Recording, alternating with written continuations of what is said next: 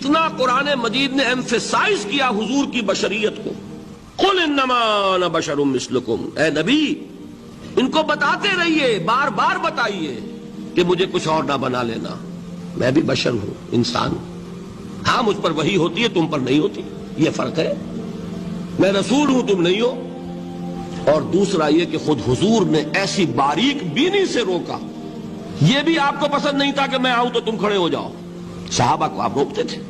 ایک صحابی کی زبان سے نکل گیا ما شاء اللہ و ما شئت، جو اللہ چاہے اور جو آپ چاہیں.